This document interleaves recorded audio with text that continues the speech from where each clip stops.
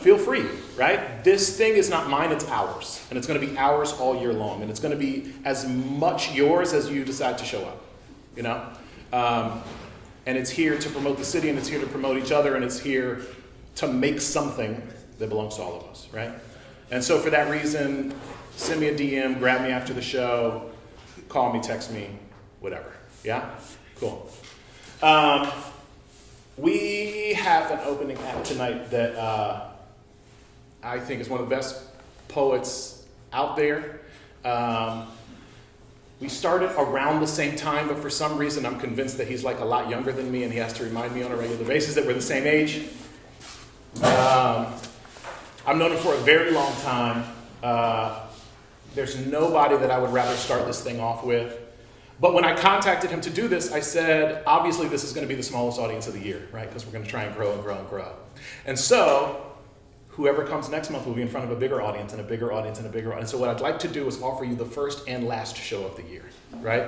As a sense of you're being part of this thing, So anyway, without further ado, thank you all for coming. Oh, two things.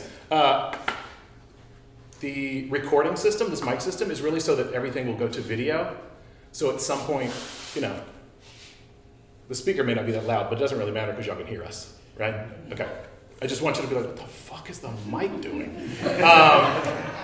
Also, the lights are on the whole show for the same reason, right? Because we want to get good quality audio video. Okay. Just so y'all don't think we're crazy.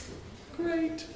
Without further ado, if you would, please put your hands together for Mr. Angelo Iambic Jeter.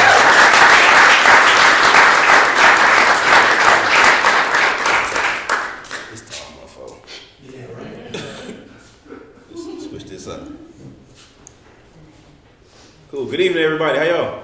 Yeah. All right. That's a little slack. We're going to get it right together in a second. Get shit together. All right. Let's try it again. Make sure y'all ready now. Woo!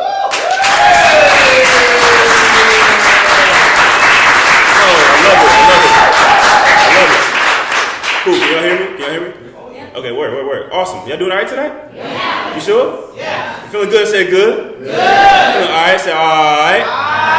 All right. Word. So my name is Angelo Iambic Jeter. Iambic, if you're familiar, you might have heard that phrase in like high school, 9th grade poetry unit in your English class, which is basically a meter of rhyme and poetry. So I like to say I go to my own rhythm, my own meter, and my content is mine, right? So I do what I do my way. Thanks for Carlos for having me for this. Show us some love to Carlos real quick. Or I call him the tall John B. You know who John B is. The Latino John B. So a little story about Carlos before I get into the set. So he doesn't realize this, but he's the reason that I really got into Poetry Slam. He might even remember this. So if y'all are familiar with the Wind-Up, y'all heard of the Wind-Up back in the day? It's a spot. So what JC used to do is he had the open mic on Tuesday and the show on Thursday, right? So Tuesday was like you wanted to try out your stuff or you really weren't that good, you kind of whack, and he let anybody get on Tuesday. But Thursday was the showcase night. Like you had to be a stellar poet to make it to Thursday night to perform. He had a live band, it was like a big deal. So I went on a Tuesday night, did 2 poems. He was like, oh man, like, you were really good, I want you to come on Thursday, right? At that point, I had no idea what it meant to perform on Thursday. I was kind of new. But he was like, I want you to do what I call a newcomer's moment. So it's like a new poet in the city or whatever, never heard before, and then they do the first person of the Thursday night show. So I'm like, all right, cool. So I find out later that he usually only lets them do 1 poem if you're a newcomer. He let me do 2 poems that night. So, that's my show. You know what I'm saying? A little something. So after I did the second poem, Carlos grabbed him by the shoulders like, hey, man, have you ever been to our Slam Charlotte Poetry Slams? I'm like, no, I don't know what Slam Charlotte is. He was like, I think you'll be really good. He said, I think you're ready. You should come on out. And then after that point, the next month I went, lost bad, but then I kept coming. And then eventually I made the team, and now I'm a national champion with Slam Charlotte. So thank you, Carlos.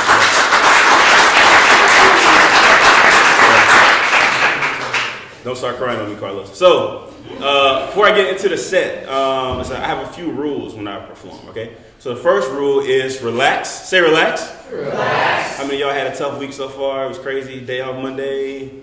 Lackadaisical, Shirley at work getting on your nerves. Somebody's hogging the copier. The coffee machine ain't got no coffee beans in it. it's a regular coffee machine instead of a Keurig, like somebody's doing something really terrible to you. I promise all those things that happened before you got here will definitely meet you on your way out. But while they're in here, let's just leave them outside. All right? Can we do that? Yeah. That's cool. Say cool. Cool. Rule 2 is participate. Say participate. Participate. Okay, you're already doing it. So I might ask you to sing. I might ask you to dance. I might ask you to do a merry-go-round or a headstand or a backflip. I just ask that if you're able to do it, that you do it. All right? That's cool? So rule 3 is not really a rule. It's something I believe in. I believe we're preordained to be in certain places at certain times. So you're here because you're supposed to be. Like you got your foot stuck in the mud before you walked into the door. You almost didn't make it in. Or you had your outfit like, I don't want to kill him with this tonight. I don't know if I'll make it. Your throat was hurting, I don't really know. But for some reason, you still decided to come. I don't take that for granted. So while we're in here, let's all be family while we're in here, right? Let's enjoy the space and meet somebody that you didn't know before you walked out, before I got here tonight. And I want to meet each one of y'all too, individually. And then the last rule is, not really a rule, but it's the thing I like to do. So in between poems, trying to keep the energy up, I like to take a sip of water. When I take a sip of water, I want you to think of your celebrity crush. Think of it right now, yeah. Right, yes. Mine switches, I think today is Megan Good today. Even though she's married, but it's all good. So, think of that celebrity crush. They just sent you a text message, and they said they're going to pay off all your loans, student loans, bills, whatever, government, weed man, whatever loans you got, and they're at your house, but booty naked right now. All right? So when I take a sip of water, make noise like you got that text. Let's try it. That's it. Give me some yasses or something. Let's try again.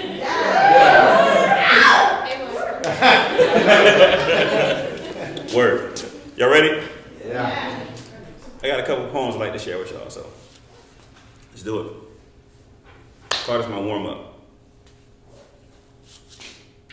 So when I step on the stage with this mic in my hand, people act like they don't know who I am.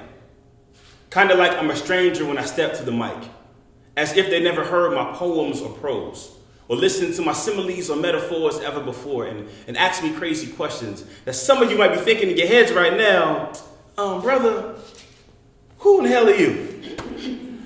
So I tell them, well, I'm the reincarnation of Frederick Douglass and Langston Hughes, sprinkled with little Maya Angelou, topped with Emerson, Frost, and Tennyson. So if you don't think I'm a menace, then maybe you should sit in the audience and talk to some of my citizens. For currently you're all nothing more than metaphors and similes that reside on my blank page. And the verses I create with you all are so memorable that I often press replay. So allow me to repeat you again. For this thing called poetry is embedded in my veins. As a matter of fact, I have my DNA completely rearranged. So cytosine, thymine, guanine, and adenine no longer reign, but they've been replaced with pen, pencil, paper, and ink. Because these are the instruments I use to carve the world. See, I make mountains where hills once resided. I speak truths where fallacies once were hiding. I can retrace the world in my scribblings. Because this ain't about jeans and Timberlands, hyperboles and synonyms. This is about pushing letters in your skin and then releasing words to the universe so they can be heard again. See, I have to admit, I've often called writer's block a bit. So I sit in my room thinking hard the next line to make the crowd go, ooh. Say ooh. Ooh. Then I realized, this really ain't about you. It's not about me. It's not about points, and the show enough ain't about trophies. See, this is about resurrecting and saving lives. For kids in junior high who struggle with peer pressure every day trying to get by and long to get high but are too afraid to blow dro, so they pick up a pencil and inhale life. This is for that 20-year-old female in college, longing for paper, her quest for knowledge. She in high school, she did not apply herself to get money for scholarships. It's not a pair for loans. She goes to the strip club on Saturday nights and starts working the pole. You're so frustrated with the way things go one night, she opens her pad, puts the pen to the page, and begins dancing with her soul, because this thing called poetry is eternal therapy. And I painlessly paint poetic prose, but perfectly portrays the penmanship of Picasso himself. See, I am a writer. Dangerously delivering truth and scripture to the world in the form of couplets and sonnets. I am a poet, transcribing history with 3.5 millimeters of lead and ink. Going back across the Middle Passage, up to the Milky Way, traveling to the galaxy so I can carve out the next day, because your boy writes religiously. And I write religiously because my life is one of biblical proportions. See, my mother's real government name is Mary. And 33 years ago, Mary met a man named Joseph, and through immaculate conception, they gave birth to Angelo, an angel oh so heavenly, used his talent to save humanity. And I'm not trying to say I'm the next Jesus Christ, but every day I like to think that I resurrect someone else's life with this poetry. So it should be easy for you to see this is much more than a hobby or a chore for me. So next time I step on stage, I demand the utmost respect, because I gave you the very breath in your lungs, the exact moment that my pen wrote on your blank page.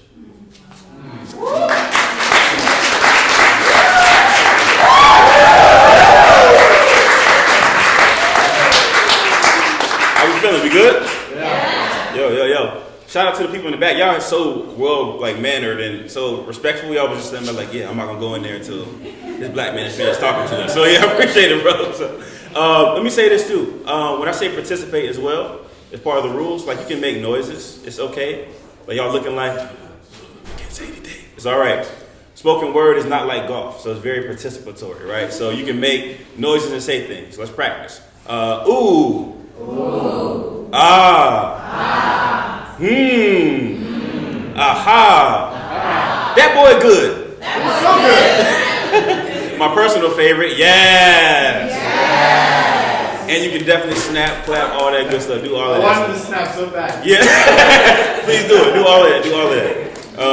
Is that all right? If that's cool, say cool. Cool. That's all right. Say all right. So so we just celebrated Dr. King's birthday on Monday. Clap it up for Dr. King. Yeah.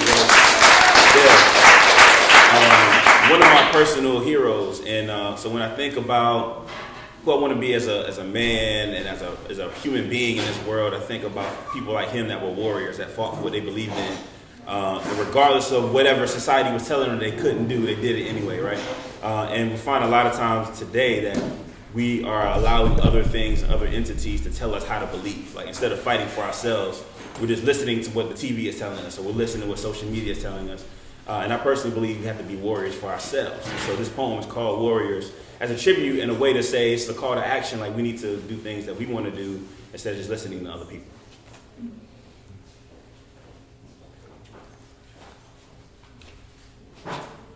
They say warriors are born in the middle of warfare. Soldiers are bred when gunpowder combines with the residue of fear stored inside of your vocal cords. When the oxygen in your nostrils turns into hand grenades with C4s lodged in throat. They call it a war zone. When tear gas suffocates your lungs. Bombs implant shrapnel in your eyelids. When terrorists begin to terrorize. Suicides turn into ceremonies when patriot acts perpetuate operations that are supposed to endure our freedom. They call it a war zone when AKs, ARs, and MPs turn bodies into alphabet soup. When waterboarding becomes nothing more than just a buzzword. Iraqi soldiers holding machine guns in a child's face like Christmas gifts. Somalians stripped from their homes. This is what they all call a war zone. And while we're watching MSNBC, there's a real war going on in our own backyards. When single-parent mothers are cradling their children like assault rifles. Deadbeat fathers are using their fists to finger paint black and blue roadmaps in women's faces.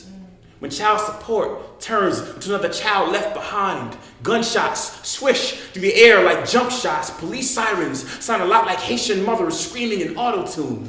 Newtown, Connecticut turn into obituaries full of children that have been chopped and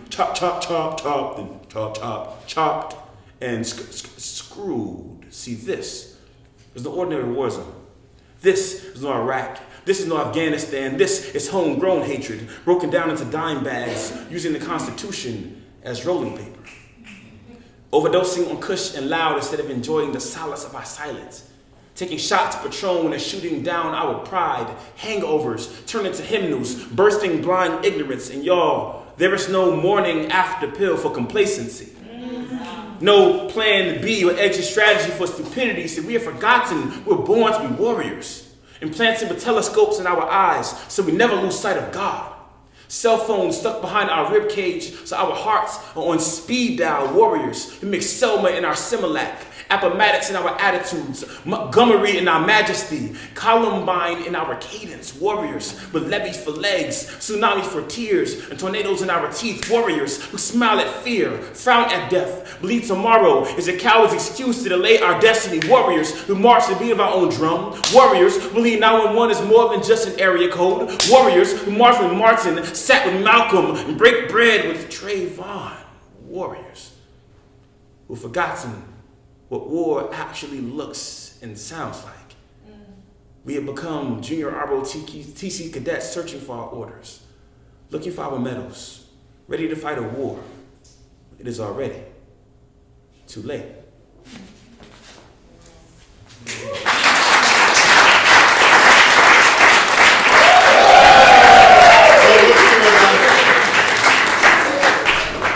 So for the new people, every time I take a sip of water, think of your celebrity crush. Celebrity crush sent you a text message, so they're gonna pay off all your debt, and they're butt booty naked in your house right now. Every time I take it, so you're gonna make noise like you got that text every time. Cool? We good? How y'all feeling? We straight? Y'all good? Say good. Good. You real good? Say real good. Real good.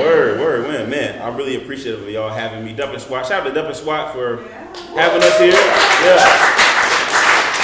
Dion and Davita in her absence, like everybody that shows love, we appreciate it. Also want to show some special love to my poetry family. So we have Jessica Keene, aka formerly known as Black Madonna, in the back. Oh, don't do that. I gotta do it.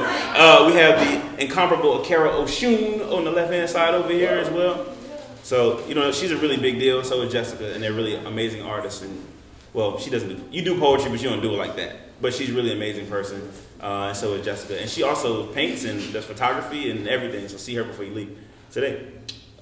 So, when Carlos asked me to do this show, I was like, man, how can I do this differently than any other feature I've done before? Like, what can I add to make this kind of special, right? So I thought about one of my favorite artists, which is Jay-Z. Any Jay-Z fans in the building? No? You don't like Jay-Z? Nas? Yeah, me, Nas. Okay, like Nas. Okay, well, they all do it. So Drake? You got Drake fans? Yeah, I don't. Yeah, he all right. Too light skin for me, but I'm just kidding. But but I started thinking about Jay-Z. Jay-Z did this thing called the B-Sides show, and the B-Sides were basically a concert of songs that are really good songs, but they're not like his top hits, right? They're not like the Billboard or the Grammy Award winning ones, but they're really good songs. So I started thinking about poems that I haven't done a lot, or maybe never done in front of people. Like, maybe I should just do this. This is a special thing. It's Carlos. It's the residency. Maybe we should do some special things for this. So that's okay with y'all. Like to share one of those poems tonight. Is that all right? Yes. So background on this poem is I did a one-man show in April. Shout out to my man Jay Ward, just walked in the building. Yes, I'm calling you out. What's up, brother? Straight out of Iceland.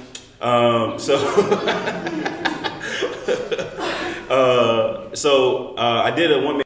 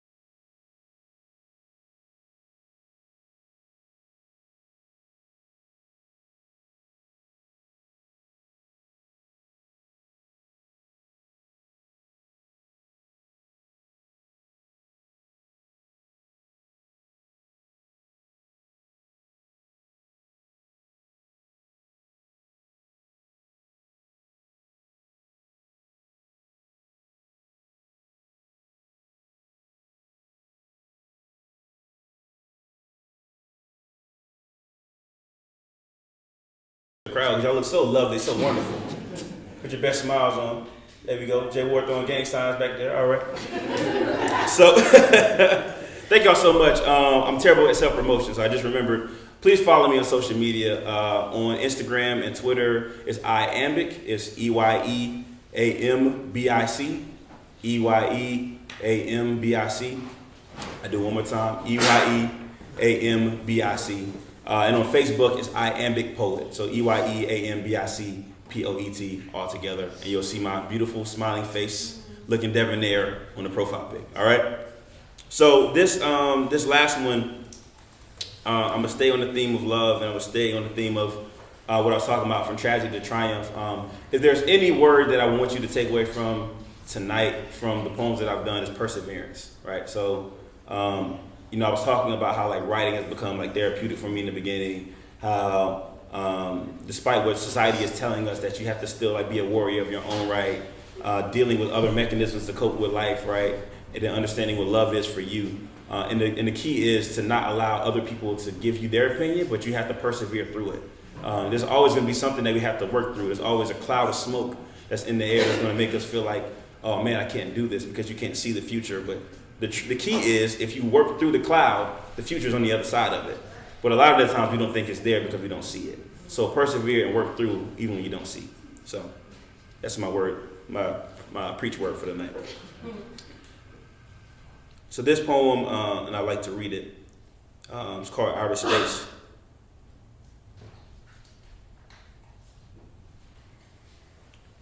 To the woman who will always have my heart, dear wife, you have always been my favorite thing about outer space.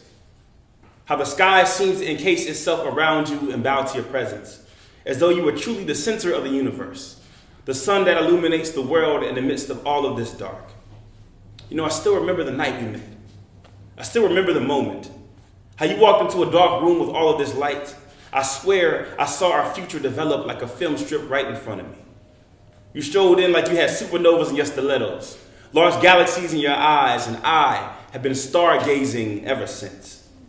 I learned astronomy so I could analyze the constellations in your smile. Enslaved myself to the Big Dipper in your dimples, the shooting stars in your tongue, eclipsed my own ego so I could solar power your safety.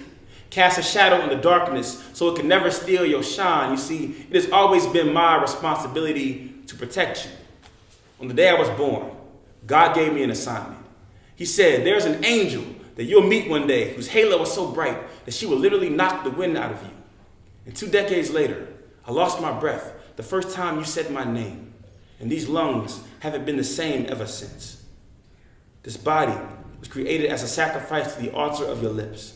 I worship the temple in your retinas so I can clearly see the God in you, even when I can't find it in myself. I started speaking in tongues to learn your native language, because when an angel like you speaks, it is impossible to listen with human ears.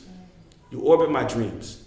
You colonize the craters in my heart, send a meteor shower to destroy the planets of doubt I built around myself. You are the moon that showed me brightness in the midst of all of this dark. And one day, you allowed me to gift you my name, told me yes. You had every reason to say no. Love me in spite of me, love me in spite of everything. And one day, one day you left. And not because you wanted to leave, but because God sent your body its eviction notice. Called you home from this road trip of love we had been on, sent you back to where you truly belong. And on the day you left this planet, when you left, I died too. And that was the second time you took my breath away. I spent my days trying to get a one-way ticket to your new residence, but God ain't called me home yet, and heaven ain't really open for visitation hours. So until the day he sends me a boarding pass, I'll keep looking up in the sky. When I see your Gemini jumping through Orion's belt, I will know that you are watching, because you are, always have been, and always will be my favorite thing about outer space. Thank you very much.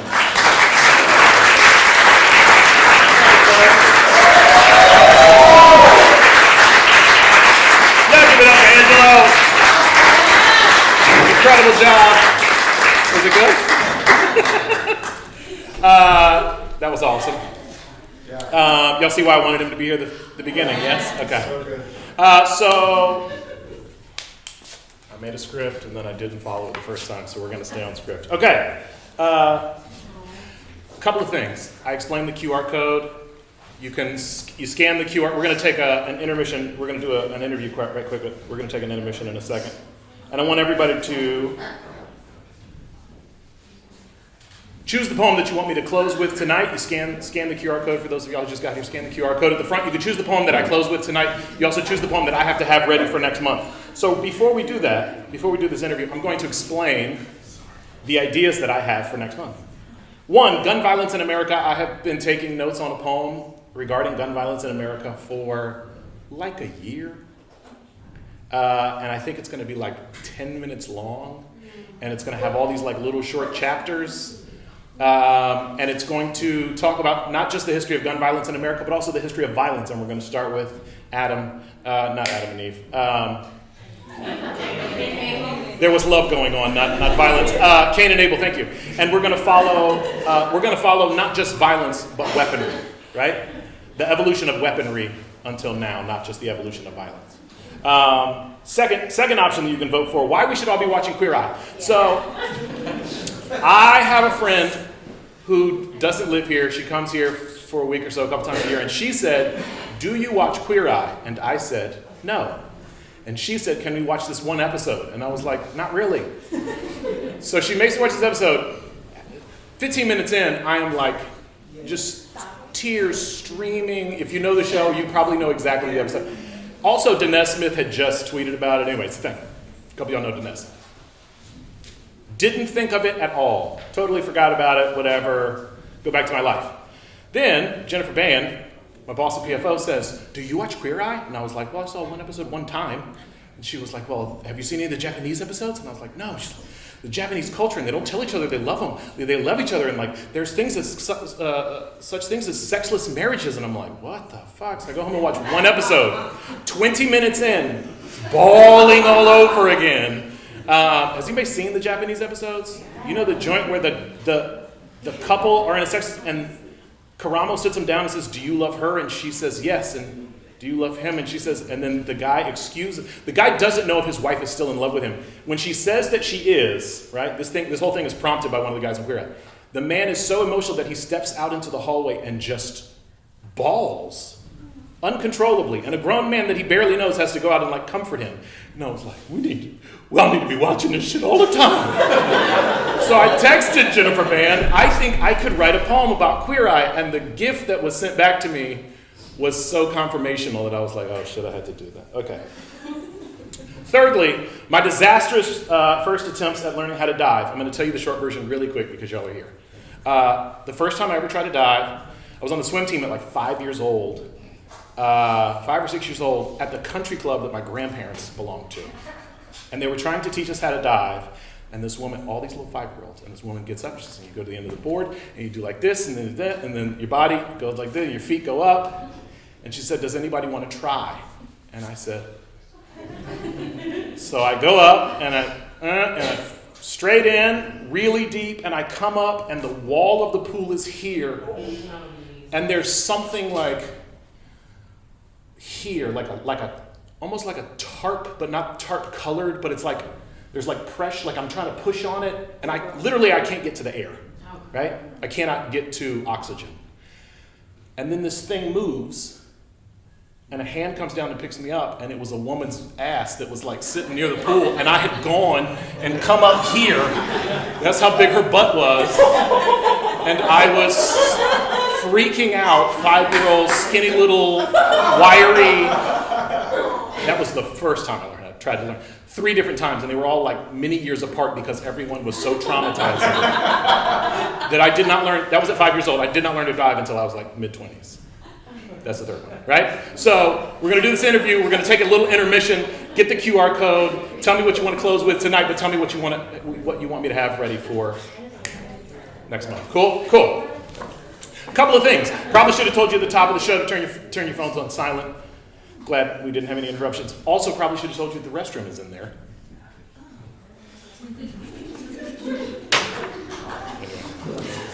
Great. We're going to do this. interview segment now. And I think it is only fitting that this is the interviewee that I start this project with.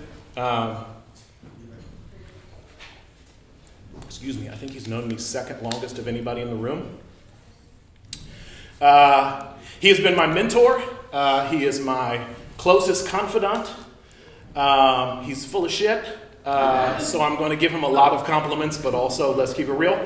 The first time I ever performed in public was his open mic, an open mic that he hosted and ran. And he has led me to 2 national championships, and all of the things that I have in this world came because he was in this city already, you know? Don't usually get emotional talking about him. Also, I'm glad this is conversational, because I ain't following the script for shit. Okay. I also have to make an announcement. So, huge announcement. This will go out digitally tomorrow. The residency has a sponsor.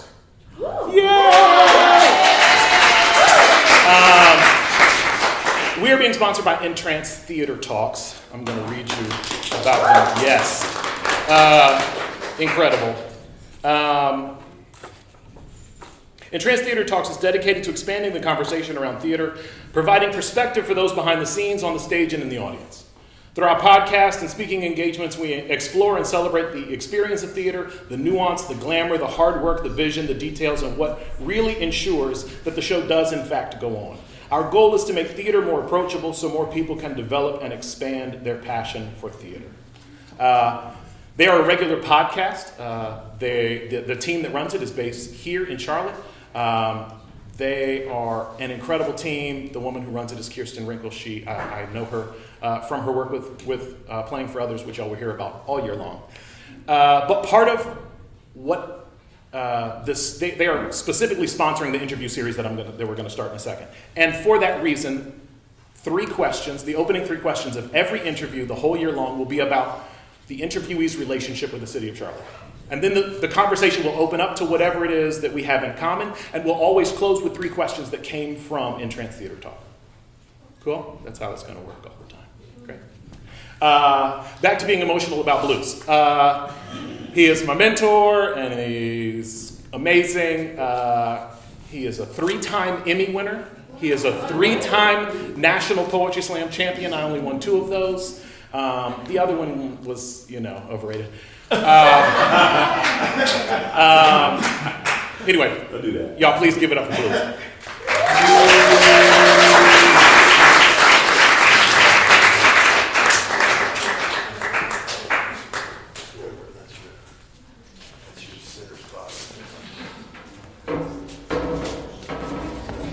We won't bring it up.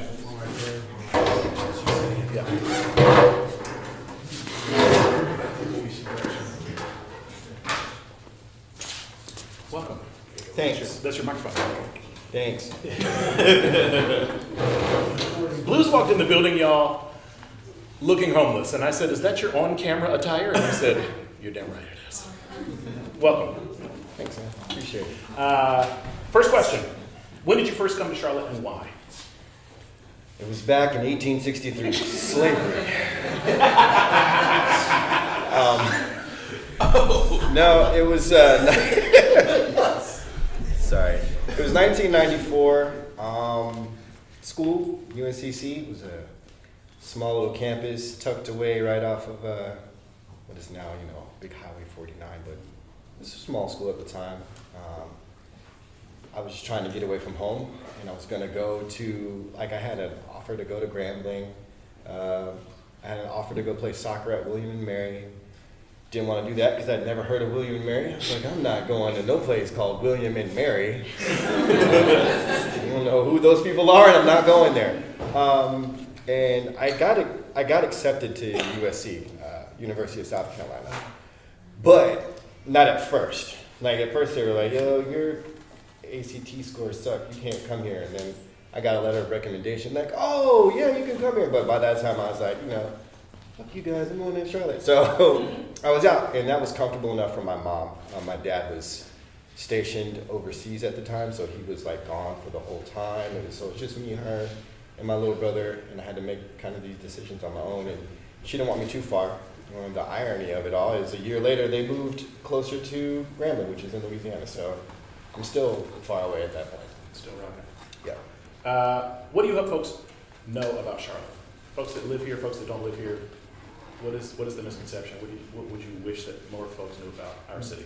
That it's really there's a lot of culture here. Like, despite that it doesn't seem that way. There is an episode of Family Guy where Francine is playing live action role play with her son, and she's the queen of some whatever they made up, and she says, we're ever expanding without cultural growth or something like the city of Charlotte. Basically, it was a very direct slap. I was like, damn, they got that right at the time.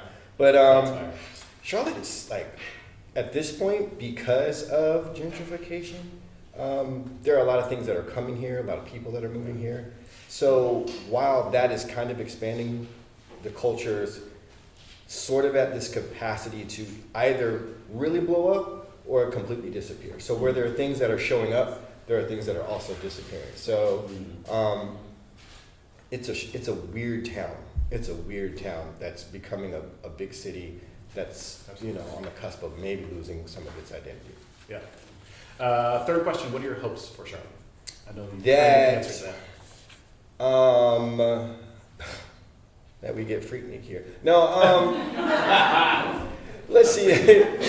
Like, you should have known there's going to be some shenanigans that happen. My true hope for the city is that we really address the affordable housing. Mm-hmm. Like, it's scary when a teacher or a police officer or someone who has a very decent job is on the cusp of losing their house. Mm-hmm. It's super scary when there is a home off of Beatty's Ford or in Seversville that's been there since the 50s or 40s, and there is a $2 million mansion built next to it, and the person in that house can no longer afford to stay there after they've been living there all these years. You have people who've lived through civil rights movements, who've lived through all kind of stuff, and now they have to move because someone said, I'd like a big house in this neighborhood. Yeah.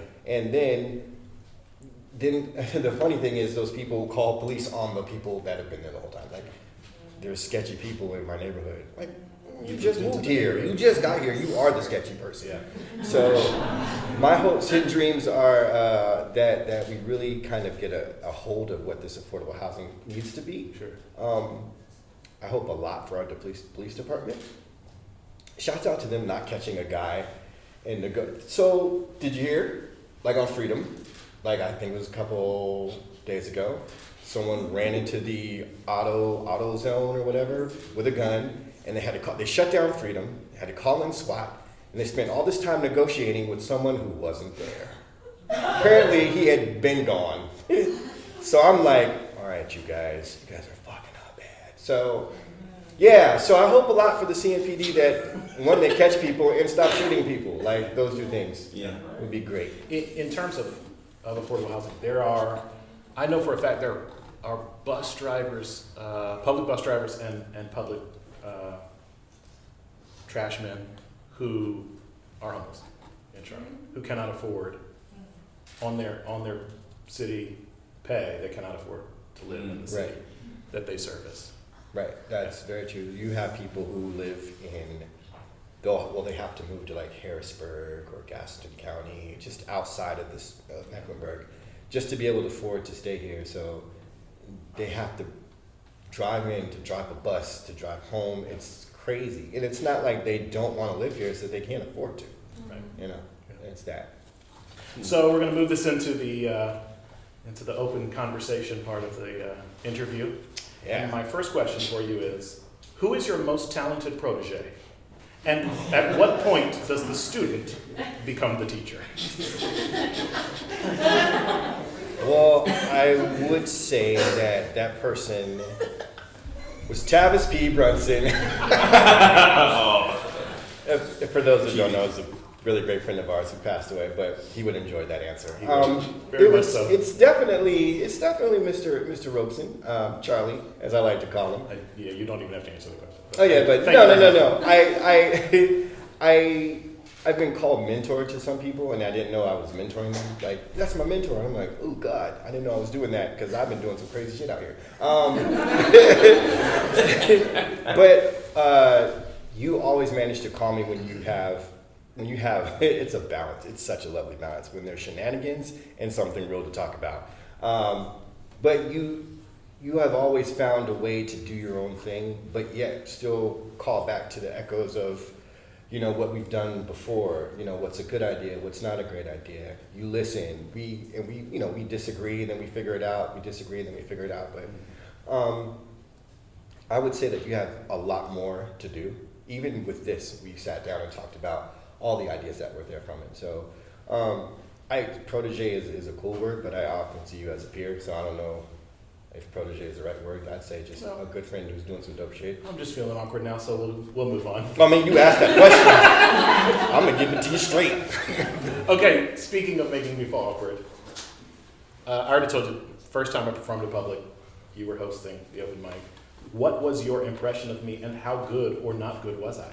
You were like this tall, skinny kid, and I was like, this kid thinks he's black. Look at him. But what I didn't know is that you weren't all the way white. So that's what I was like, all right. And you were doing your poems, I was like, he's all right.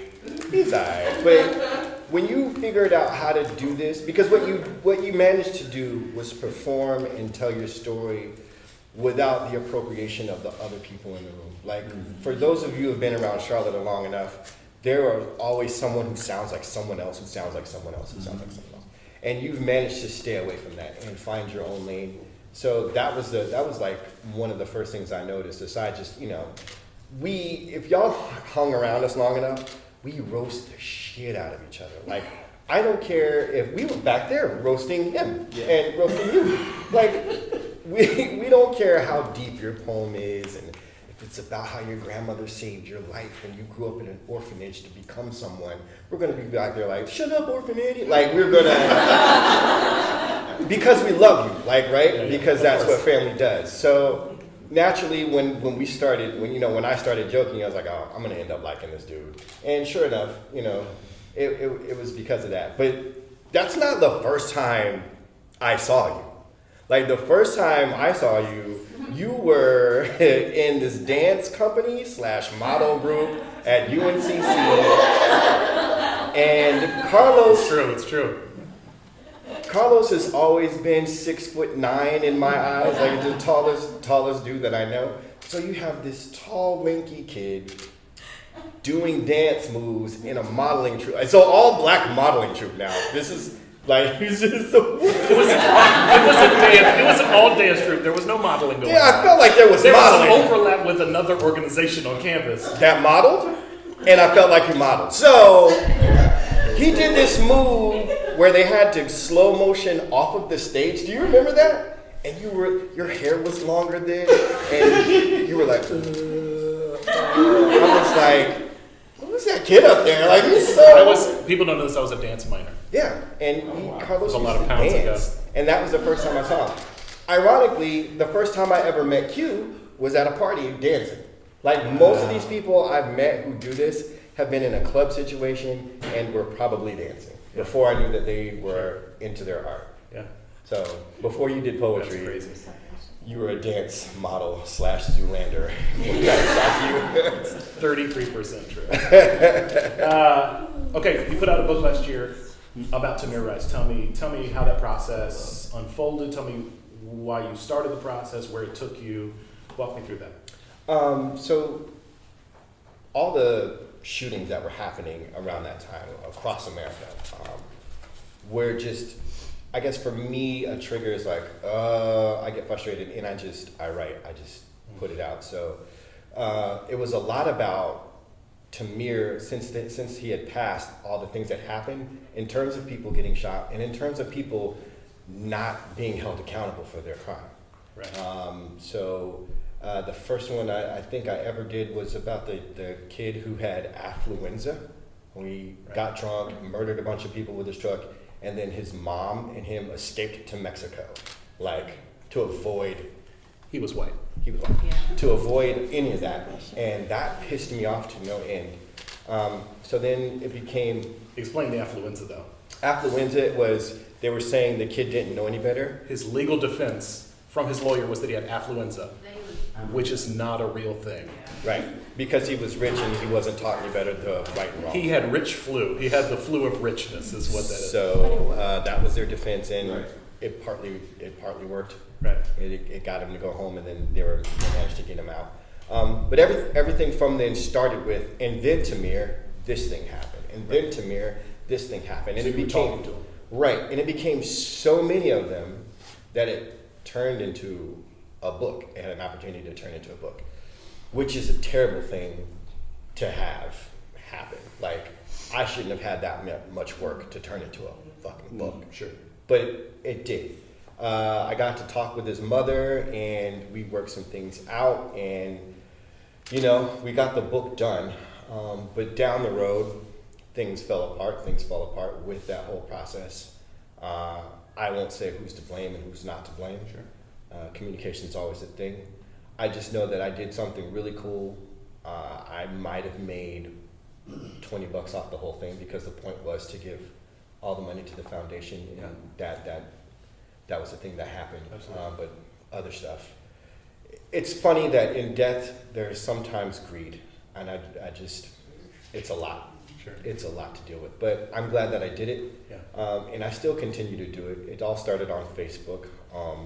I just don't do it as much, because luckily there hasn't been so much to write about. And I don't know if that's because the media is not covering a lot, because there's still a lot, but Sure. It's just maybe things are getting better. I hope. Yeah. I hope. Cool. Good answer. Tell me about your new relationship with Arts and Science Council. Really cool chance to be on their advisory board for doing grant selections and stuff like that for artist-driven advisory boards. So there's a lot of artists in the city who are going to now help kind of make decisions on who gets money and how for other artists, which is the first time I think they've been doing it, which is super cool.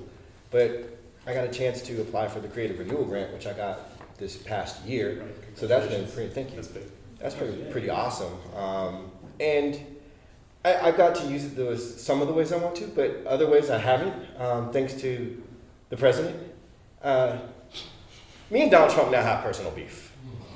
There have been 2 occasions where I got to try to leave the country, and I could not because of his fucking shenanigans. So we're supposed to go to Cuba, like, way back when, and then he was like, guess what? No Americans get to go to Cuba. No mas. So they sent me on. I was like, hey, we're going to have to give you your money back and you can't go. I'm like, all right. So our friend Paul D is in Abu Dhabi. Right. And I was going to go to Abu Dhabi. And then President Trump's like, hey, I'm going to drone strike somebody in the Middle East.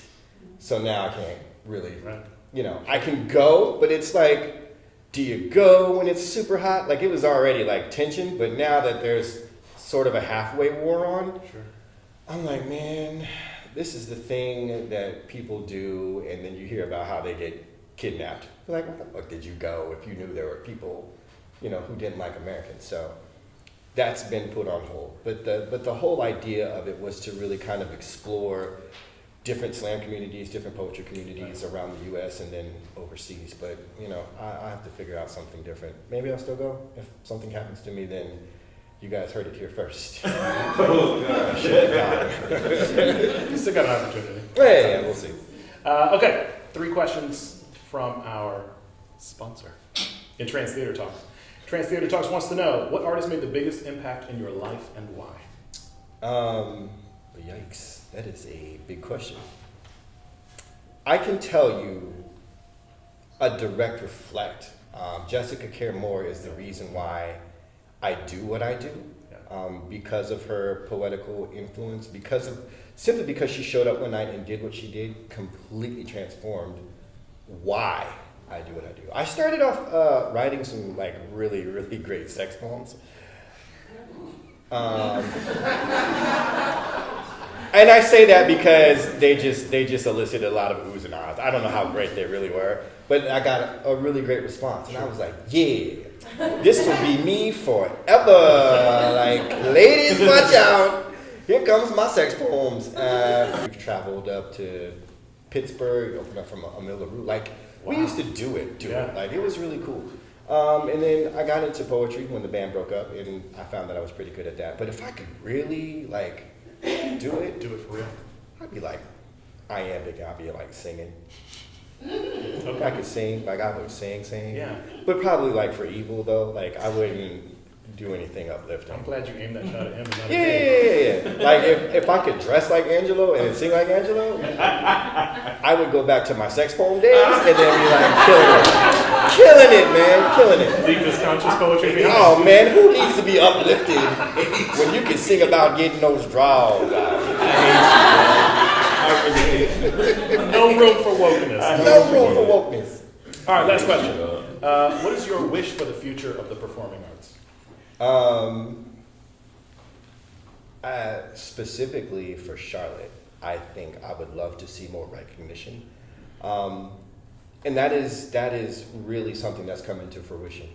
Shouts out to Robert Crumbine and Charlotte City Center Partners and Blumenthal. Yeah. Last year, they were able to hire my company, and I was able to employ artists for Charlotte Shout, which is a big deal. So I employed artists from all over the country, which was really fun to do. LA. Yeah, Detroit, LA, Baltimore, and right here at home. Salt Lake City? Salt Lake City, Yeah. yep. So it was really cool to be able to do that, to be able to be in a position to say what should come to Charlotte.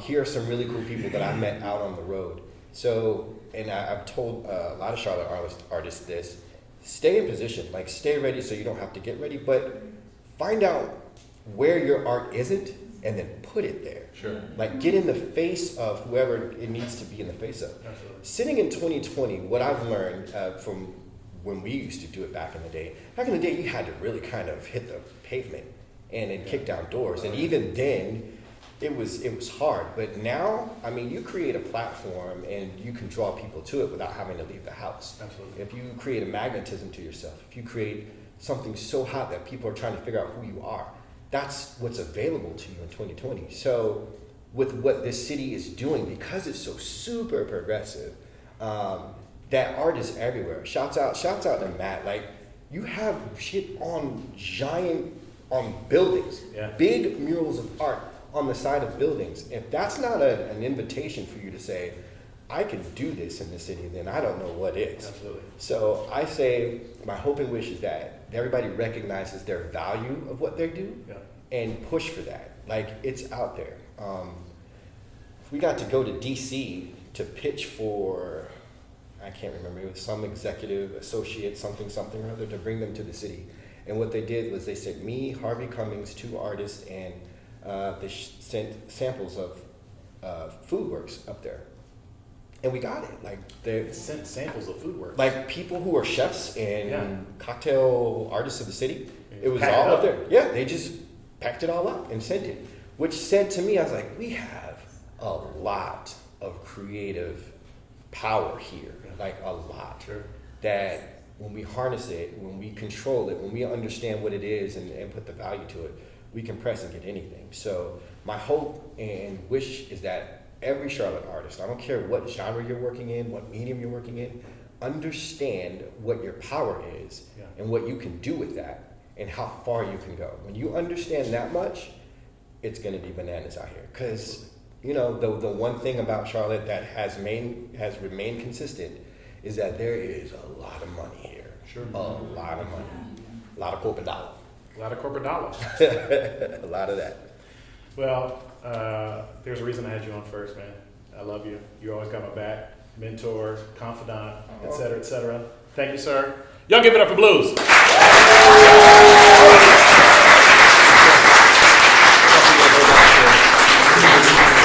We're going to take a quick intermission, y'all. Don't forget to hit the QR code in the back. Make sure you vote, and we'll be right back. If you don't follow me, you can follow. So in these shows, you're going to get stuff that's really old that friends that have known me for 10 plus years know. You're going to get stuff that's brand new. You're going to get stuff that I've written in the last couple of years that I do on the road and the Charlotte audience haven't heard. You're going to get greatest hits. You're going to get everything. And then we're going to add and add and add. Yeah? Mm-hmm. So that being said, we're going to do a really oldie but goodie. Great. This poem is for Sam. Yes. My first ever hero. An old man who used to watch over me after school before my grandmother got home from work. I was 6, 7, maybe 8 then, and Sam was like my teacher. His apartment was peppered with posters of Martin Luther King, Marcus Garvey, Huey P. Newton, and his favorite inspiration, Malcolm X. And then on one wall by itself was my favorite poster. A poster of 2 black athletes, college kids, ready to change the world that they lived in. The first, Tommy Smith, raised a glove-covered right fist for black power.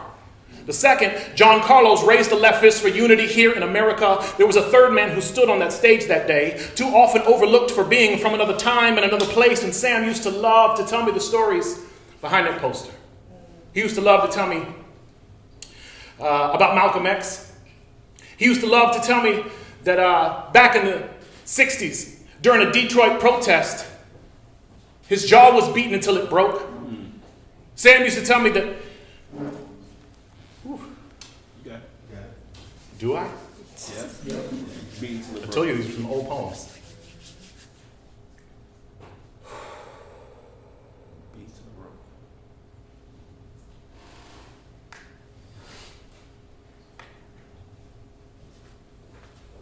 There you go. I don't remember what he used to tell me. That's why I wrote it down. Okay. We'll come back to the poem. I'll be damned. Fucked up the first poem of the residency. Here we go. Man, I had a story to tell about that poem and everything. I practiced it today. You can still do it. It's fine. We'll move on. This poem I'm going to do now is called 90 Miles to Freedom. It's important to me for a couple of reasons. One, it was when you start in Poetry Slam, you write everything for yourself, right? You don't think of writing poems with other people in them.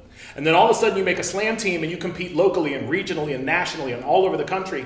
And there's 2 people or 3 people or 4 people or 5 people on stage at the same time and you're writing in multiple voices. And I wrote this poem after I came back from my first after I came back from my first regional competition. Because I realized I could write it in my own voice, but I could easily split it into 2. The first year I made the slam team, the first year we won the national championship, there was another poet on the team named Mike Sims. Mike Sims is one of my best friends. And we broke this poem up into 2. And the poem starts out with a date. And we used to get this poem perfect. But we would always fuck up the date at the beginning of the poem. It was the first group piece I was ever in at a national competition. This poem means so very much to me. And I have not done this poem out loud in at least 5 years. Wow. Here it is. November 22nd, 1963. Today was the day he had been planning for months. It would only work if everyone did their part, quickly, quietly, silently, and unnoticed. Oye, niño, levántanse. Vamos a los Estados. My great uncle had planned on escaping Cuba, and one early November morning, he woke his 3 children and his wife and pushed off for America. They paddled for 90 miles in their family bathtub, atop inner tubes, 5 of them, 2 gallons of water and a couple of sandwiches. This is what it means to escape. This is true belief, activism in action. And as the first night fell on the high seas, he promised his children of what America would be. En los Estados Unidos, he told them, no hay comunistas. In the United States, there are no communists, only survivalists like us. In June of 1961, President Kennedy signed a document ending the reign of the CIA because he thought they held too much power. Kennedy wanted to end the Cold War, called off the moon race in favor of reconnecting with the Russians, planned on pulling out of Vietnam to end tensions. In the 60s, his plans enraged the Joint Chiefs, the CIA, as well as big banks and businesses benefiting from the war in Vietnam. Today was also the day that they had been planning for months. It would only work if everyone did their part, quickly, quietly, silently, unnoticed. There was to be a parade that day through downtown Dallas. But at the last minute, someone changed the route. Someone called off the troops. Someone stopped the military from securing the area. There had been talk of a coup d'etat. Meanwhile, my great uncle, halfway across the world, was telling his children, "Le llaman los Estados Unidos la tierra de oportunidad." They called the United States the land of opportunity. He, a mechanic who knew no English but was eager to learn, paddled on his knees for 90 miles with a makeshift sail. And as the parade of cars carrying Kennedy turned down Houston streets, gunmen narrowed their scopes. People on their lunch breaks hurried to catch a peek. Politicians held their breath, and my uncle told his children, "Un día, cuando tengan niños," one day when you have little ones of your own, you will teach them to speak 2 languages. You will show them how to ask questions, challenge authority, make a difference, things Castro would never let you do in Cuba. And as the caravan turned from Houston onto Elm, gunmen took aim, bystanders waved, the president smiled, and 3 shots were fired. This is about the freedom of speech and the freedom to be, the freedom to believe in something that is bigger than yourself. This is no lone gunman, y'all. This is big business. Conspiracies and communists, politics and power. Kings are killed, and Kennedy was shot because he spoke about change. My great-uncle first stepped foot on American soil within an hour of President Kennedy having been killed, and the last thing he told his children before diving out of the floating bathtub and swimming the last few hundred yards to America was, "En los Estados Unidos tienen la libertad para decir lo que quieres." In America, you will have the freedom to speak.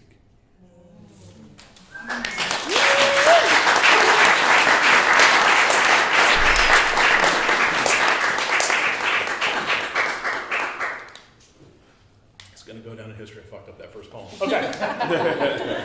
We're not going to worry about it. We're going to keep it moving. So, a huge part of this residency is for me to dust off things like this, right? I am on the road a lot. I did 30-some dates last semester, and I get to the point where I'm doing the same things every night, and I forget that I have these things, and I want to use them. I want to dust them off. I want to figure out what they're useful for and all that. I have a roommate that many of you know. We call him Goat. His name is Adam, but we call him Goat. Goat is a fiery individual. Goat has a brother named Grant. And Goat and Grant's favorite pastime is to argue. Vocally.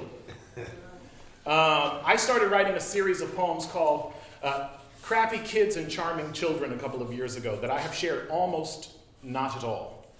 I've almost never read any of these poems out loud. But I started writing all these poems in kids' perspective, right? And so always the name of the kid was in the title of the poem. And so I'm sitting on the couch one day, and Grant and Goat are yelling at each other for no reason. It's probably fantasy football. And Grant wanted something, and Goat starts yelling, "Greedy Grant, greedy Grant, greedy Grant." And I'm sitting on the couch, and I think, I have to write a poem right now. It has nothing to do with them. I just want to write a poem. I'm challenging myself to write a poem. So I open my laptop, and I write "Greedy Grant." And I write this. "I want more pancakes," yelled Greedy Grant. "Stack them higher and don't say you can't. Make sure they're stacked neatly. Make sure they stand tall. My pancakes need scaffolding to make sure they don't fall. If they're buttered, they'll need structure. Bring the support beams in, please. Call in the dump trucks with syrup and enough milk to feed all of these children who are working for me. They'll be paid when I'm happy. My satisfaction is key. We don't need to feed them because they don't need to eat." He sounds like Trump. "If they see me with these pancakes, they'll work harder soon. When they make their own opportunities to buy cakes to consume, they'll learn modesty and honesty, perseverance and heart, all things I've had from my birth. I'm the man I am from the start. And look at me succeeding. I'm living my dreams of piling pancakes with butter and syrup and cream. We'll add chocolate chips and hard candies, cookie dough and donuts. They're bringing in wheelbarrows of peaches, vans of meatloafs and pizzas, and a silo-sized can of whipped cream. I want to layer these pancakes with cupcakes and cornflakes. I wanted hot chocolate, but we had issues with steam. Our biggest problem to date has been how to get the syrup evenly spread. I couldn't solve it myself, so I called in scientists instead. We thought to use hoses, but they got sticky and clogged. We tried lifting huge jars with helicopters, but they were heavy and got bogged. We finally set on the simple solution of tying tiny jars to arrows, which we shoot with precise execution. And as the arrows soar over the top of the tower, the stack gets something between a drizzling and a shower. And once it's all finished, I will strip down to my skivvies and dive in head first to eat a hole through this tower of breakfast, lunch, and dessert. That's part one. Part two. So I remember climbing the ladder while wearing my robe. I remember the children yelling and egging me on from below. Their sound was a frenzy, as if it were a mob. So I channeled their encouragement and set my eyes on a blob of gold leaf laced butter, which we set on top of the stack. I leaned forward and dove in, and the whole thing went black. I tasted the pancakes, the brown sugar and ham. I ate through chicken fingers, the cheese sauce and yams. I started from the top and began to eat, and my mouth made a way from my head, waist, and feet. I gorged and I feasted. I gobbled and munched. I ate layers of breakfast and dessert and lunch. I ate just like I trained to. Followed a plan of attack. I ate, and I had to slow down and snack and then whack. I was halfway done when it felt like it hit the floor. Someone had snuck in and replaced the pancake with a board. They stole the rest of my pancakes. Who would have thought? Someone might be so selfish that they take what I bought. I worked hard for this triumph. I had to beg, nag, and plead my parents to pay for this conquest and finally agree to let me live out my dream of pancakes and whipped cream. How could they spoil my labor? They split up all my pancakes. They ate up my steaks. I looked down and saw how much each of them had on their plates, and I thought for a minute, what if I shared what I ate? Maybe I'd have friends I could eat with each day. Maybe those friends might invite me out to play, but I'd have to have friends to share. I can't do it alone, sitting up here in the sky with my last blueberry scone. So I yelled for a ladder. They yelled back they were quitting. They left me stuck here. No, for real, it was sticky. I was all alone for hours in this delectable tower. They yelled of inequality and something about power. They said they'd rather go hungry than to assist me in my greed. And I yelled back, yeah, but what about me? Nice.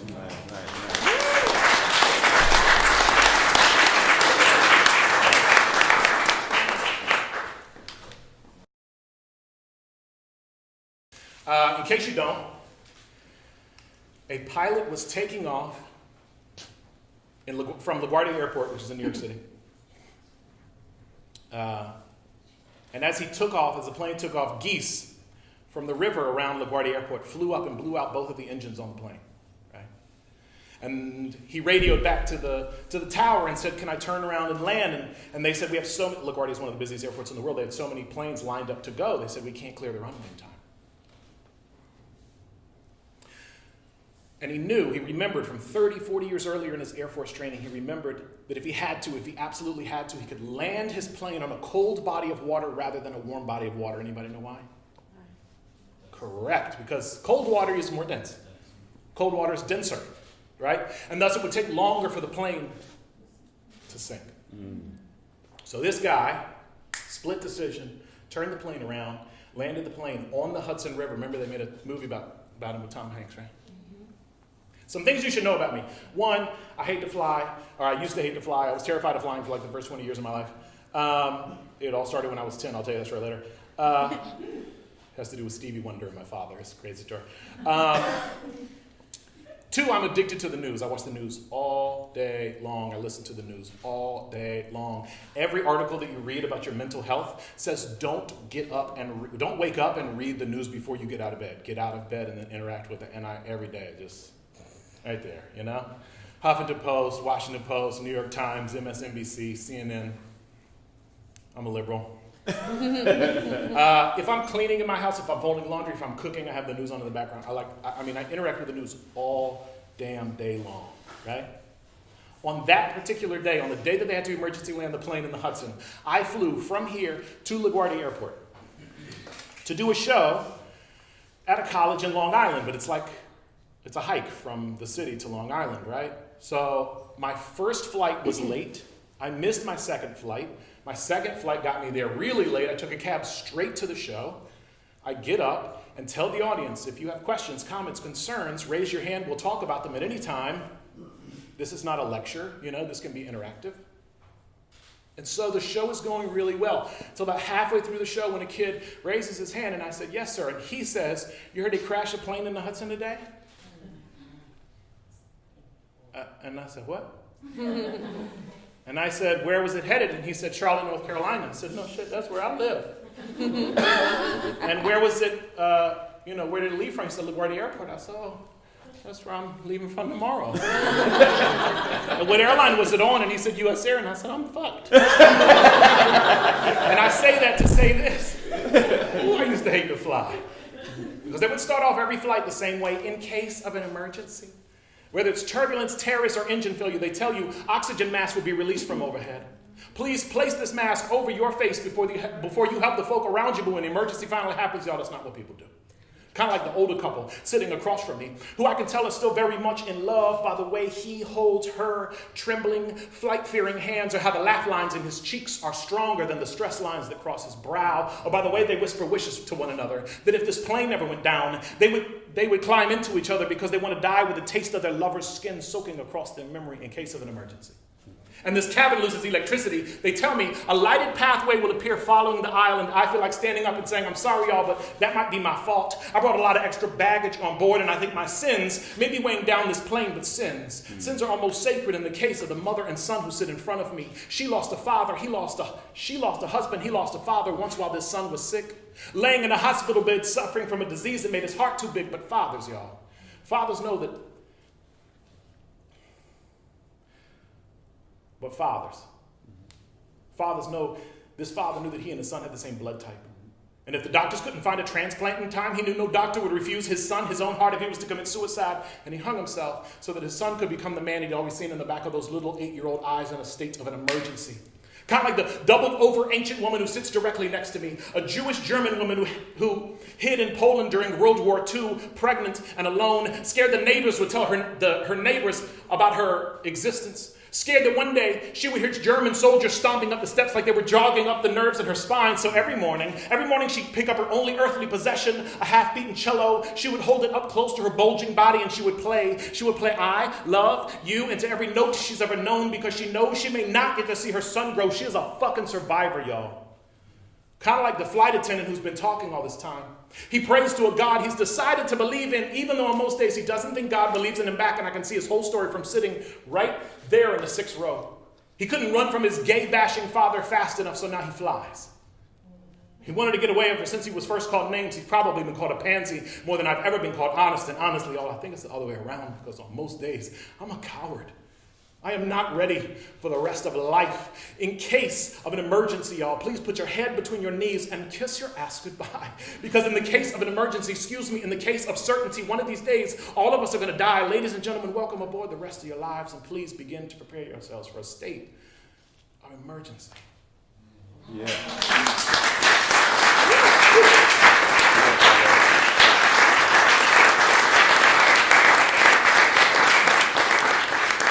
So what I didn't do with the Sam poem was print off a backup copy. But I got one for this poem.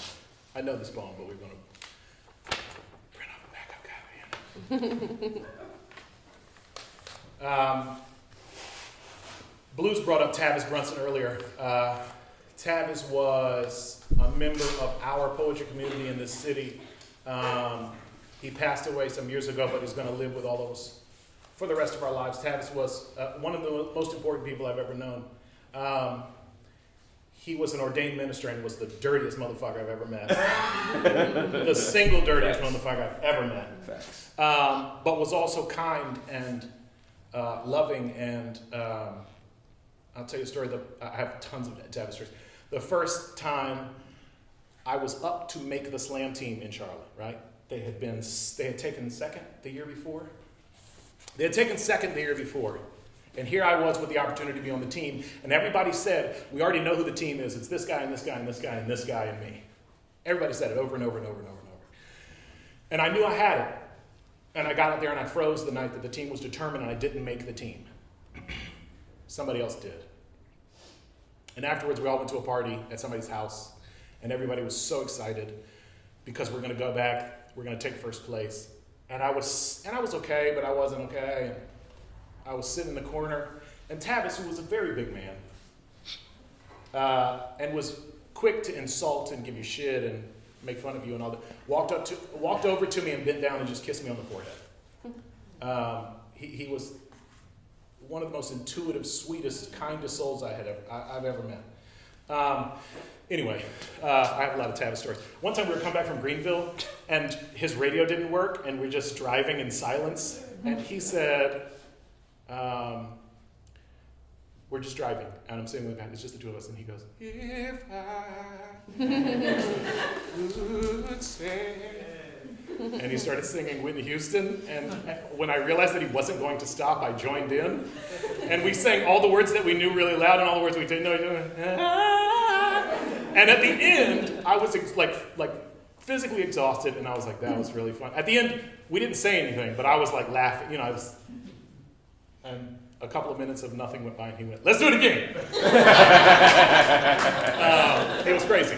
Anyway, we had this conversation one night about creation, and him being an ordained minister, and I have been up and down with my faith for my entire adult life. And we talked about, do we believe in creation that science teaches us? Do we believe in the creation that the Bible teaches us? And I went home and wrote this poem. So God awoke one morning, only for there to be darkness with no hope left as far as God could see. So he dipped his stance and rubbed his hands, and lightning he did make. And the more he rubbed, he made a sun and left it in its place. Hot and bright, he blew that light to see if it would stay, but he blew too hard and it flew apart and it splattered out into space. Streaking the dark, he made it art by peppering the night with gold, and God left them as stars out in their place like they were heaven's new peepholes. Still needing heat, he planted his feet and decided to try once more. So amidst the calm, he pressed his palms and swiped them back and forth, and through resistance he created friction till a new sound began to form. At first a rumble, low and wide, the thunder of 1,000 storms, this sizzling, smoking, steaming place where the solar system of ours was born. And angels peeked from the backsides of stars. They said, come and look and see our Lord. He's out in all that nothing. He's making light from lore. He's toying with oblivion, and it sounds like crashing waves. And should he bring light to this darkness, then glory shall be his name. And as God whipped up this pressure, and these angels sang his praise, the chaos inside his calloused hands whipped themselves into a bang, and he struck the sun and revealed its light, and all of heaven sang. It cut past the drapes of darkness and around corners of the unknown, and the angels sat inside the stars, their faces all aglow. And as God soaked up this sunlight, he began to speak.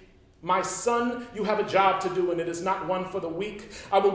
You will give my love away. You're the loudest word I'll speak. When you rise and fall, you'll guide them all, and they'll practice what you preach. Of all the things that I create, you're the only one that cannot sleep. You will guide my days, morning to afternoon, but as evening sets, I feel I'd fret. You may need someone to croon. So God took this old cold rock and he pulled it in close, and this he named the moon. And he hung it in the night so that it was close enough to see, so that the sun could give it light, but it wasn't close enough to reach. And then through the air, God swiped his hand and collected all the dust. And in his palms, he molded clay the same color as rust, and pitched this piece of clay he did against that unending night. And so it was by God's own hand that planets first took flight. And when the sun first saw this spinning ball, he said to that cloud of dirt, come to me and I'll keep you warm, and God may call you earth. And God thought earth needed some mountains, so he kneaded in some mountains, and the valley's pitch came from leaning elbows and molded dirt with fists, and from weary brow God's sweat fell down and cratered out 7 seas. And he whispered, earth is what I'll call you. The sun is right indeed, and I will love you more, my child, than you may ever need. You may forget my name, but no, I am that which created you. And when times get tough, I promise you love, and that I will see you through. Amen. Amen.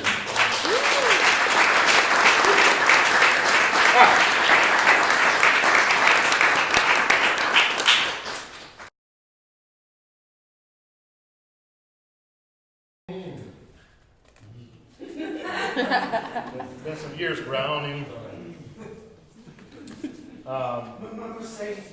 Well, that's what. Yeah. That's what I said.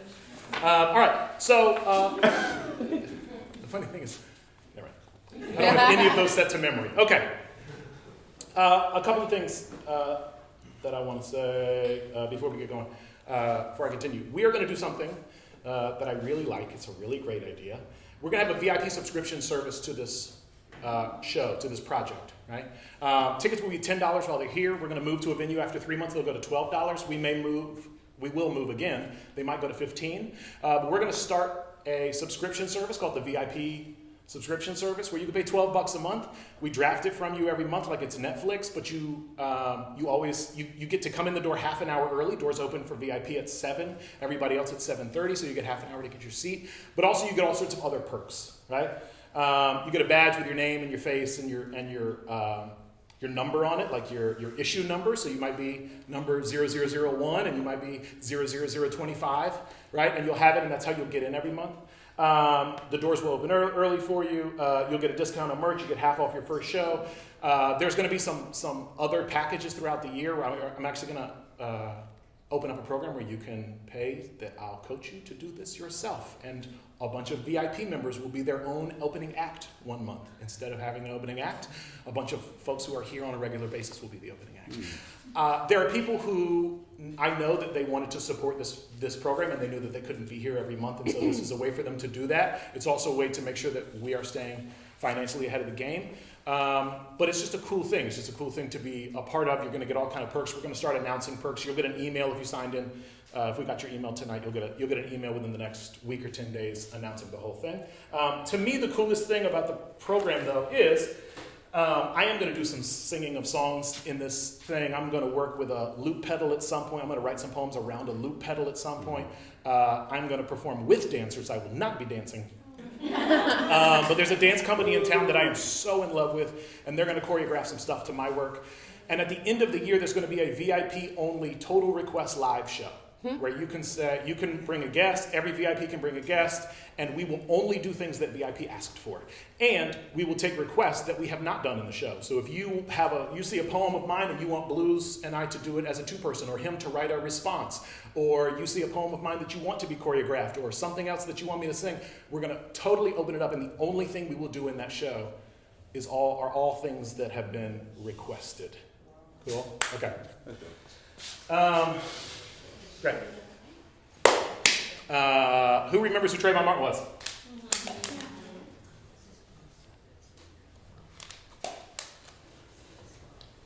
For those of y'all who don't, that's all right. Trayvon Martin was a 17-year-old black kid from South Florida. Trayvon Martin's parents had divorced, and his father had moved to North Florida, and Trayvon and his brother were visiting his father in North Florida. And the three of them were at the father's girlfriend's house watching a Miami Heat basketball game. And at halftime, Trayvon decided to walk to the store at the top of the gated community and buy himself a tea and buy his brother a bag of Skittles. He was 17. And he walked to the store. And on his way home, it had just started to get dark, and it had just started to rain, and Trayvon put his hood up, and a guy who lived in the neighborhood, a guy named George Zimmerman, was driving through the neighborhood, and he saw Trayvon, and he called 911, and he said, there's a sketchy black man who's looking into people's windows, and he looks like he's high, and he looks like he might commit a crime. You can listen to the 911 call on YouTube. I hear him call him a racial slur. And the 911 operator says four very interesting words. He says, do not follow him. And to me, those words are interesting because they sound exactly like, do not follow him. You know, you don't get them confused with other words. They don't sound like other words. They're very distinct. The call ends, and a couple of minutes later, two women who live a couple of blocks away, they call 911. And they say there are these two guys, and they're outside, and they're screaming at each other, and they're fighting, and you can hear two voices in the background, and they're screaming and screaming and screaming, and then two gunshots, and then no more screaming. And this grown man had gotten out of his car, accosted a 17-year-old kid who was armed with a bag of fucking Skittles and a tea, and he killed him. I told you already I'm addicted to the news. There was a period in my life where I was watching the entire MSNBC lineup every night. I wasn't getting out much. And I remember the show the next day, Rachel Maddow, the whole lineup, everybody was talking about this thing the next day. They didn't arrest him that night. They let him come in and give his statement, and then the cops took him home. They didn't arrest him for weeks. They didn't arrest him for so long that middle school kids in Charlotte, North Carolina walked out of class in protest. Right? That case in particular, I felt very strongly about because I'm from Florida, because of the obvious. I know somebody who works for the Florida Attorney General's office, and when they finally did arrest George Zimmerman and charge him, I said, what's going to happen? And he said, we have enough evidence to put him away forever. And I said, good. You know? I don't want anything bad for anybody, but fucking good. You know? Anyway, months go by, they finally try him, and the verdict comes back that he is not guilty. And I've never been so angry and upset and enraged all at the same time that I just couldn't interact with my friends. I couldn't get on Facebook. Everybody was pissed, or they were apologizing or some bullshit, and I didn't want any of it. And anyway, I didn't leave my house for a couple of days, and I kept thinking two things. The first was that I had to write a poem about it, which is ironic because I hate writing poems about the thing that's popular now. And I tell other people that I have mentored, don't write the poem about the thing that's hot now, because in 6 months from now, it's not hot anymore. You know what I mean? Nobody wants your fucking, bad Barbie song, a bad Barbie poem. That's a rap reference. Nobody wants it, right? Because it expires. I knew that I had to write a poem about it. I also knew that I couldn't be angry in the poem because I go all over the country and I talk to young people and it's not my job to be angry. I can and I should, but I can't give myself that permission. I know that I can, and I know that I don't need anybody else's permission to be fucking angry, but I'm not going to give it to myself, So I wrote this poem. This is a persona poem, which means I do the entire thing as a person, and that person is Trayvon Martin. Right? So he leaves the house and he's walking up to the store and he's coming back, and this is what he's talking. I act like I'm calling my mother.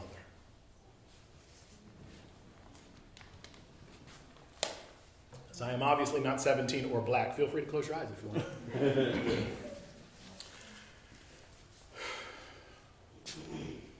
Hey, Mama. It's Trayvon. Yes, ma'am, I'm fine. I'm just walking up to the store to buy some Skittles and shit. Sorry. I know you tell me not to curse. I know you tell me that I should use my words. But Mama, I just wanted to say I'm sorry because I got suspended from school. I'm sorry I took that weed in my backpack, and you were right. That wasn't cool. And I know it was dumb, but I just wanted to say that sometimes we only get one chance, and I'm glad it was you. I'm glad you're my mama. I'm glad God gave me to you. I'm glad God knows what's best, because we here know not what we do. Mama, I have something to tell you and you can't get upset. Actually, I have a whole lot to tell you, so just don't yell at me yet. Mama, last night I had this dream and I don't think I'm coming home.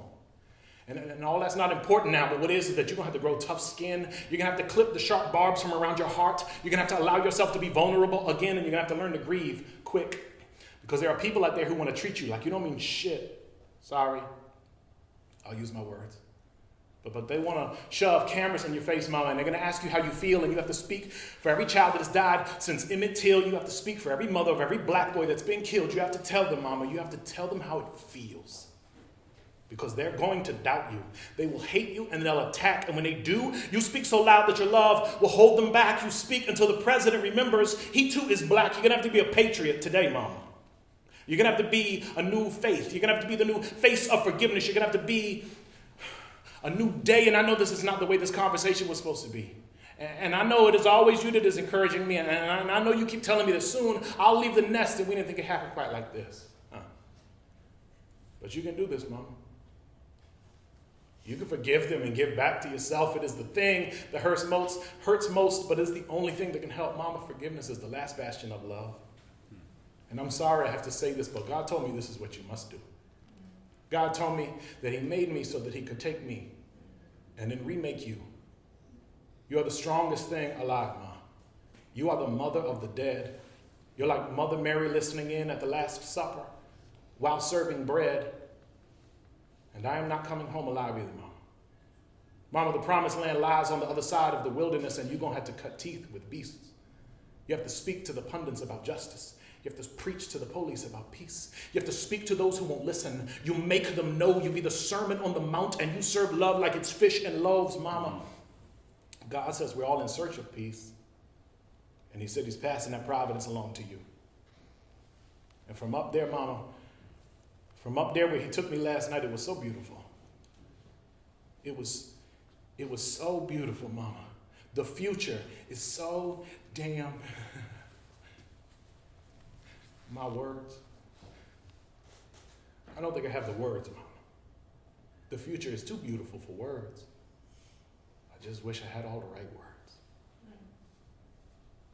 Yeah.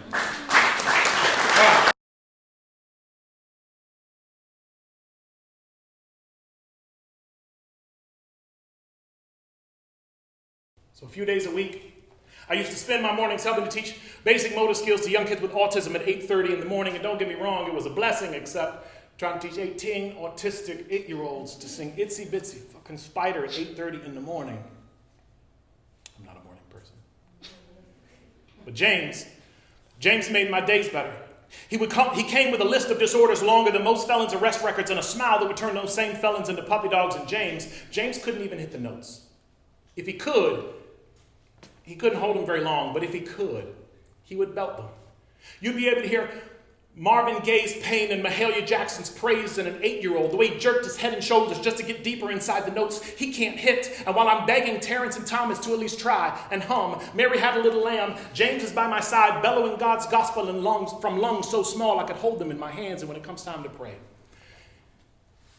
he takes me out into the hallway and he tells me we should sing Amazing Grace together. So we do, over and over and over until it sounds just like he wants a note held a little longer here, a little higher there. I call him my Sultan of Soul, and even though he has no idea what I'm talking about, he's still proud of it. Walks into the back room one day where he knows he shouldn't be, sees the look on my face as CNN tells yet another story about a school shooting, and he asks me if the people on TV are in trouble, and then without waiting for a response, he says, don't worry, Jesus is there. And I want to tell him I stopped believing in Jesus when I couldn't understand why Jesus would stunt the kind of humanity I see in him. I want to tell him I think God forgot you. I want to tell him I don't understand why God spent so much time giving you flaws that he obviously should have given to me instead, but I don't say that, y'all. How could I? Look at him. He's innocent and sweet and quirky. He scratches the left side of his face with his right hand. He is as sweet as Christmas morning. He is as graceful as dishes breaking. And I still watch him like I watch snowfall. In silence. Months ago, he got sick, so I would visit him when I could. I walked into his room one day as he asked me if I remembered to brush my teeth. I said, yeah. And he asked me if I remembered to comb my hair, and I said, of course. And then he asked me if I believed in Jesus, and I stood there kind of shocked. Because I realized that God is going to find me whether I want God to or not. Calling me from literally the single face left on this planet that I can't seem to deny. So for the first time in a really long time, I said, yeah. Y'all, God uses James like he's an instrument. And even though his notes are bent, they are still beautiful like they came from a scale. God tailored himself, tuned to the key of conviction. And I have prayed to God a lot more in the last couple weeks. Mostly because now I know he's with him. Probably standing by his side, singing Amazing Grace and all those wrong notes, just like we practiced. Amazing grace, how sweet the sound, saved a wretch like me. I once was lost, but now I'm found. I was blind, and now I see. Thanks for coming to residency.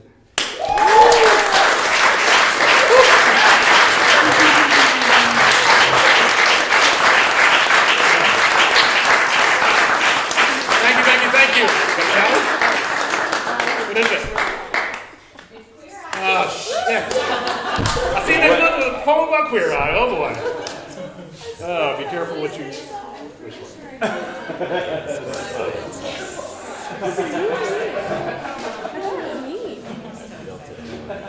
Oh my God.